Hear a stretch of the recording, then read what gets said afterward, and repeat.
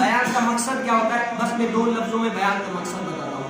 بیان کا مقصد کیا ہوتا ہے؟ یہ نہیں جو مولوی بیان کر رہے وہ بڑا پارسال، بڑا حاجی، بڑا نمازی نہیں، بیان کر رہے وہ اپنے اندر بھی دیکھے کہ یار جو کر رہا ہوں وہ اس پر تم عمل کرتے ہو نہیں کرتے، اور جو سننے والے ان کے لیے کیا، جو بیان کر رہا ہے وہ اپنے آپ کو ایک ترازو میں سمجھو تول رہے ہوتے ہیں، دیکھ رہے ہوتے ہیں کہ میں ترازو میں کتنا زیادہ بھاری ہوں، کتنا اس کیفیت میں ہوں کہ میں کتنا اندر پانی میں ہوں۔ وہ ایک بیان کا مقصد یہ ہوتا ہے کہ میں اس دین کے باتوں پر کتنا عمل کر رہا ہوں، کتنا نہیں کر رہا ہوں۔ پھر آگے اکثر یہ ہوتا ہے کہ اگر نہیں کر رہے ہیں کوشش کروں گا آئندہ انشاءاللہ کرنے کی کوشش کروں، لیکن اگر جو نہ کرے نا ہاں سنتے مسئلہ نہیں کریں گے تو یہ ہوتا ہے اس کو فائدہ نہیں کرے۔ کفار کی عادت بھی ہے، اگر آپ کہیں میں آپ کو قرآن کریم فرقان حمید کھول کر دکھاتا ہوں، اور جب حضور علیہ السلام کفاروں کو دین کی دعوت دیتے نا تو کفار کیا کرتے ہیں؟ ہاتھ یوں کر کے سنتے ہیں، لیکن دل میں کیا ہوتا تھا؟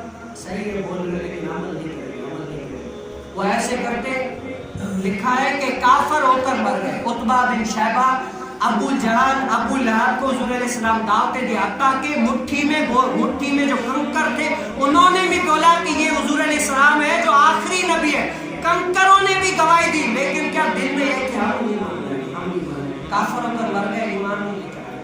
یہی ہے کہ جو دین کو سنتا ہے یہ کہے کہ ہاں سن رہے لیکن عمل نہیں کریں گے، وہ کبھی بھی اپنا بھی مستقبل خراب کر رہا ہے اور اپنے آنے والی نسل کا بھی مستقبل خراب کر رہا ہے۔ اصل دین نہیں ہے، شریعت نہیں ہے۔